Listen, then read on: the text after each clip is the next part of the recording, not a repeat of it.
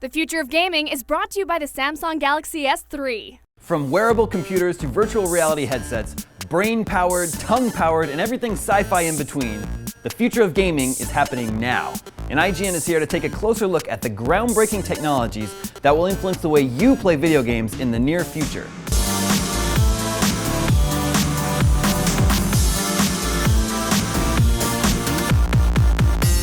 The future of gaming.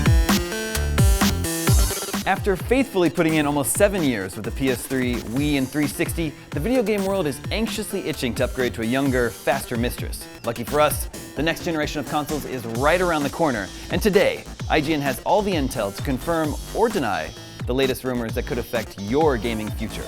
Then, later, IGN's Nick Vargas visits Obscura Digital and talks shop with innovator Barry Through about holograms and interactive displays. Could this technology come to our living rooms next? Stay tuned and find out on this episode of IGN's Future of Gaming. The next generation. In the race to release the next generation of game consoles, Nintendo is certainly leading the charge with the upcoming Wii U. The new edition of the gamepad is intriguing because, let's face it, we all love tablets. But could the mystery horsepower of the Wii U be its Achilles heel? You know, Nintendo's philosophy is that specs and the overall approach to making sure that there are cutting-edge graphics in every single video game, they don't worry about that as much. They're focusing on finding new experiences, new ways to play games, because at the end of the day, you can have a great story, you can have a horrible story, but what you'll remember is your experience with that game and how you played it. So obviously there's a lot of unknowns about the Wii U, but I think that the one thing that is known to millions of fans worldwide is that Nintendo's key strength is and always will be their intellectual property. I mean, this company has more well-established brands and characters than basically every other developer combined. You're talking about Mario, you're talking about Zelda, but you're also talking about Metroid, Pokemon, Star Fox. You can bet they're working on a number of surprises along those lines. And that's all well and good, but there's actually one other thing that I think not many people are considering at this point, and that's actually Miiverse. Now, we don't really know how Nintendo plans to implement Miiverse, but the idea is that it's a social feature that's built into the Wii U that allows all games to take advantage of this sort of social community that can be built around Nintendo's game. You know, Nintendo has this insight, this uncanny ability to find new experiences for people. And so in that sense, you will always be able to count on them, despite the fact that the industry is radically different now from earlier. And, you know, who's to say if Wii U will be a success, but, you know, you can bet there's going to be some incredible experiences on the platform.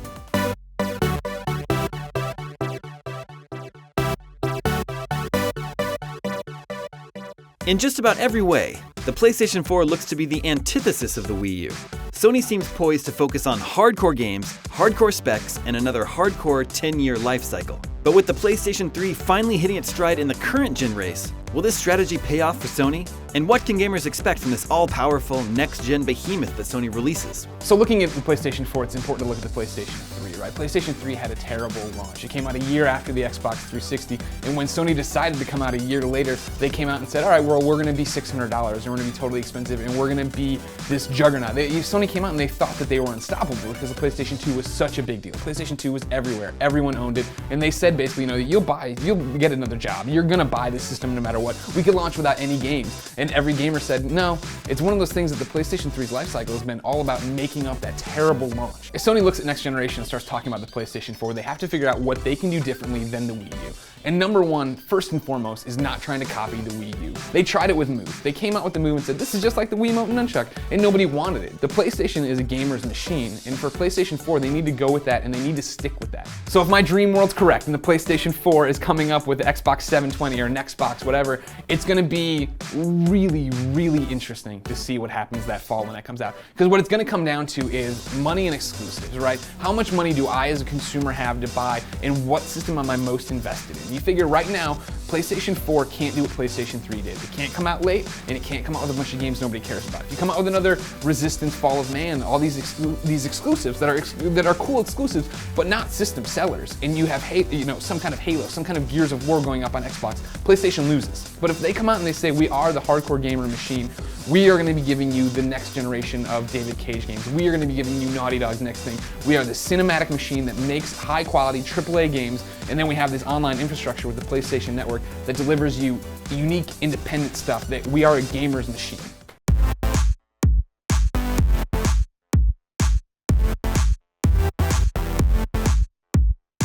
While nothing has been officially announced about the Xbox 720, a tidal wave of rumors has made its way onto the blogosphere. After gathering all of the leaked documents and images about the Xbox 360's new successor, we have a pretty accurate idea of what Microsoft is planning for the next generation console, and that's the ultimate living room media hub. Comparing the next generation Xbox to the other two next generation consoles is probably going to be a script that plays out fairly similarly to what we have now. Nintendo is off on their own strange cloud doing their own strange things, good things, fun things with the Wii U. Microsoft's trying to counter that with an initiative that they're getting the ball rolling on this Christmas called Xbox Smart Glass, which will run on your tablet, be it your Android or iPad. That can sort of interface with your existing Xbox 360 games, and I'm sure they're just kind of warming up with that this Christmas to get the developers all familiar with it, so that next Christmas, when the next generation Xbox almost certainly launches, they'll really be able to just blow it out in full force and have it be a big competitor to the Wii U specifically. So Microsoft's goal from day one, they've been public about this. This is not a hidden thing. They want to take over your living room. There have been statistics that say that the Xbox 360 gets more use for apps and media and entertainment things than it does for games in many households. The best stuff is stuff that I can't even think of because I'm just a gamer. It's the smart game developers that will think of new ways to put these fancy new pieces of technology to use. The tech will enable new experiences that I haven't even thought of yet, and that's where the real fun is with every new console cycle.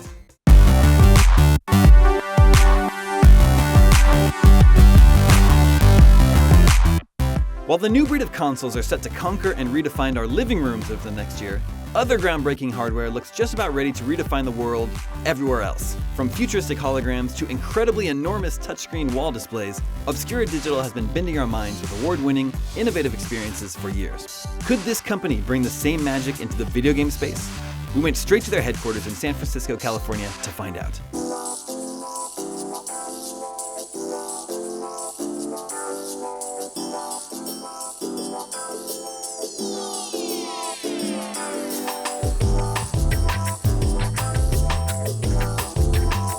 Obscura Digital is an amazing team of technologists, creatives, and strategists. Part lab and part creative agency, they develop immersive and imaginative technology in many forms, most notably in experiential advertising. So interactive touchscreen displays, it sounds like a pretty easy jump to maybe game input touchscreens. Have you guys done anything like that? Sure, absolutely. You know, any of these types of interactive experiences with multiple people, multiple users, take this type of social interaction, and kind of all of our experiences have some sort of, user interaction that borders on gaming. Certainly in the future, we see a lot more direct types of gaming application to these things in touchscreens on many scales. I mean, it turns out, not in the future, but in the present, almost every screen coming out now is a touch screen. And we'll go from that into more ambient types of user control interfaces in a variety of display modes, and in almost any situation you can imagine will be an opportunity to be able to plug in some sort of augmented reality or different type of input experience. So how many years until you think we'll be playing an alien hunt game in the Sistine Chapel, brought to us by Obscura Digital? I think it could happen tomorrow if we really wanted it to. This technology isn't far off to really do some incredibly exciting things in terms of, crowds and people interacting with gaming in kind of everyday situations. And so you can bring gaming to a variety of public spaces in a way that simply, hasn't really been possible now. With its bleeding-edge technology, Obscura Digital definitely has the potential to revolutionize the video game world. But can it compete with forthcoming more portable gaming experiences? Tune into the next episode to see what the future of gaming holds on IGN.com.